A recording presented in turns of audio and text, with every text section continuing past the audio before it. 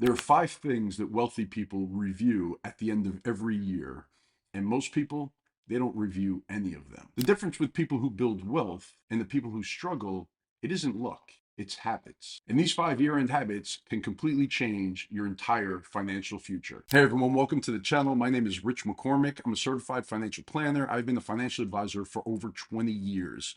And when you've been working with people for that long, you start to recognize patterns.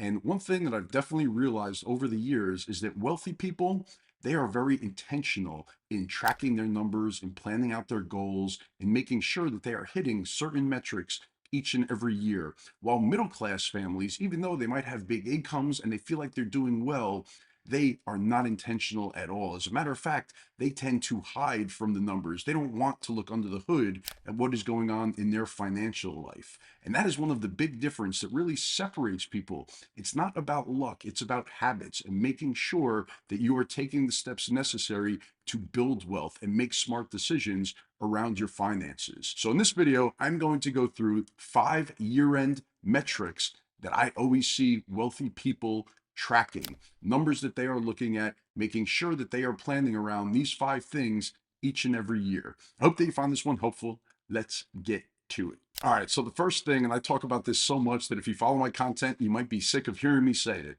but that is tracking your net worth. Wealthy people look at this as their scorecard. Are they going in the right direction? What is causing that number to go up or causing that number to go down each and every year? All a net worth statement is, it is your assets, things that you own. So your home, cars that you own, real estate, any investments you have, money in the bank, savings accounts, stocks, bonds, IRAs, 401ks, all of your assets that you own minus your liabilities, which is money that you owe to people, your mortgage, car loans you might have, any personal loans, credit card debt. You take your liabilities, you subtract them from your assets, and that gives you your net worth. That is your scorecard. The last day of the year or the first day of the following year, that is a great time to go ahead and punch all the numbers in the spreadsheet and keep them year in and year out. This way, you could track what your life has looked like, what your financial roadmap has been over the course of your life. I've been doing this for over 20 years, and it is great to go and look back at my journey throughout my life with my finances, where I was and where I am now. And it tells a story as you go along. So start tracking that as soon as possible. Wealthy people are obsessed with net worth, not with their income, not with their expenses, even though those things are very important. It is their net worth that really matters at the end of the day. All right, and then number 2 is your savings rate. And wealthy people look at this not only as a percentage, but also as a dollar amount. So they want to know, how much of my gross income am I saving and investing for your future? And they know the secret to all of this is that what I call the happy gap, the difference between the money that they bring in and the money that goes out for expenses and for lifestyle. The gap between there, the wider it is, the happier you are, because you are taking that money and you are investing it for your financial freedom, for your future. And when I say percentages, I'm talking about what percentage of your gross income are you saving and investing. So for example, if you make $200,000 a year, if you're married filing joint, $200,000 a year is your income, and you are saving $20,000 a year, that is a 10% savings rate. Now, some simple benchmarks: 15% savings rate is solid. If you could do 15%, then you are on a good path. If you could juice that up, do 20, 25%, now we're getting into the ballpark of being able to retire early. If you could save 30, 35%, then we're talking about the FIRE community, right? Financially independent, retire early. And one thing that is constant with wealthy families is they automate this stuff. They know their numbers. They know how much money they are actually able to save every month, and they automate it. The money is automatically going to their retirement plans, to their emergency fund, wherever they're sending that money. They don't want to have to think about it. They want it to hit those accounts before it hits their bank accounts, where they're able to go ahead and spend that money. And then another common trait with wealthy people is when they get year-end bonuses or they get bumps in their income, that money, it's not divvied up into their expenses. That money is going into investment accounts. They look at that as an opportunity to get ahead. Let me take this money that I'm not dependent on month in and month out and throw it into the market, into investments, help me reach my goals. All right, and then number 3 is investment returns and asset allocation. I have found that wealthy people, they know how much money their money is earning. Are they investing wisely? What does their asset allocation look like? Are they invested for growth?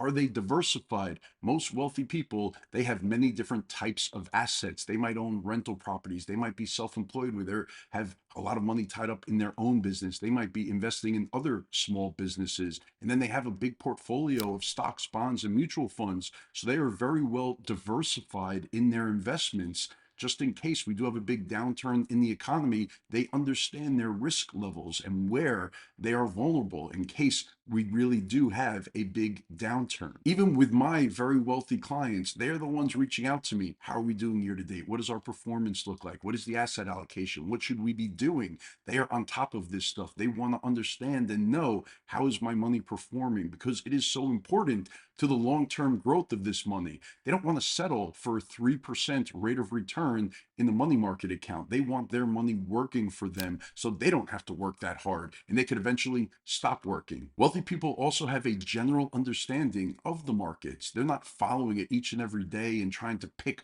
winners and losers, but they do understand that long-term markets tend to go up and investments appreciate and they stick with that. They don't panic when things start to get a little bit dicey. They're not running for the hills if some bad news comes out or we have an event that's outside of our control. They understand that markets go through cycles and it's an opportunity to add money when things are going down. But on the other end, they also want safety. They don't want to be in a position where they could just get clobbered and lose 50% of their investments. They do want some stable, secure income sources, especially going into retirement. But overall, wealthy people, they don't obsess about the daily movements of the market and the economy. They take a long-term view. They place big bets on trends and things that they think are going to do well over time, and then they are patient and they let those investments pay off. All right, and then number 4 is tax optimization. Wealthy people, they are always looking for ways to reduce the amount of taxes that they pay.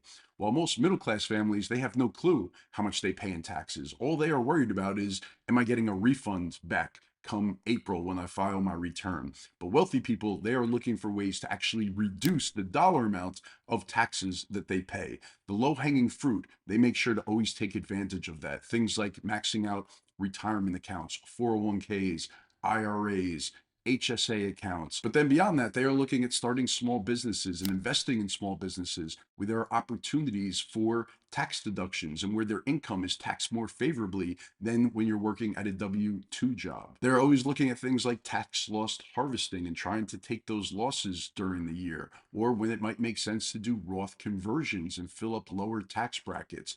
They understand the tax code, not in and out, but they have a basic understanding that, hey, I want to be paying less taxes whenever it is possible, right? I never want to pay more taxes than I am obligated to the US government. I want to keep as much money as I can. What strategies are there for me to be able to do that? And then they research those things, and then they're not afraid to make investments in those types of assets that could actually reduce their overall tax bill. And even things like understanding tax diversification, why it makes sense to take a tax deduction now in a higher tax bracket as opposed to doing all Roth when you're in the high tax bracket, and how it might look like in retirement, how you could fill up those lower tax brackets with distribution and then have some tax-free money on top of that in Roth accounts and assets that might get taxed a little bit more favorably. But overall, wealthy people, they're not CPAs, but they rely on CPAs and they rely on financial professionals, and they're always looking for advice and strategies on, how do I lower my tax bill, the amount of taxes that I am paying each year. And then number 5, one thing that you always find wealthy people doing, especially this time of year, is goal planning and projecting the future. Every year, wealthy people are reviewing what goals they achieved that year, what goals they have coming up in the next 1 to 3 years, what their spending look like for the year. Most wealthy people, they could tell you exactly how much money life costs them throughout the year, where middle class people, for the most part, they have no idea how much life costs them. They just know that it was a lot. Wealthy people ask themselves important questions like, am I living the life that I want to live? Am I spending on things that are actually important to me? Or do we have waste on things where maybe we're just trying to keep up with the Joneses, or just spending money on things that might not really be that important to them, and reassessing this stuff constantly. Then they start asking themselves, what changes can I make next year? How can I be more intentional with my money? How could I live the life that I really want to live while also at the same point still saving for my future? What goals do I have? What are my long-term goals, my 10-year plus goals? What are my short-term goals? What do I need to fund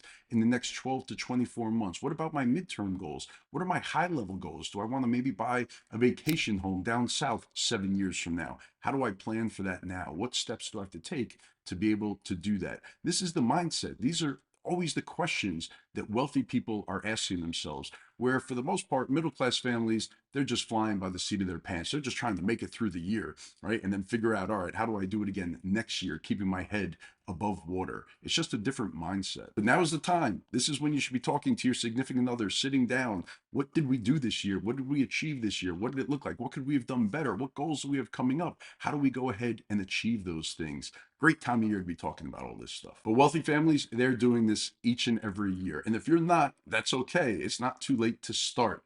You could start today tracking all of these different things. And if you want help, you can always reach out to me. Head over to schoolofpersonalfinance.com. You could book a 20-minute meeting with me, an intro meeting, and we could talk about how we could get started working together on all of these different goals.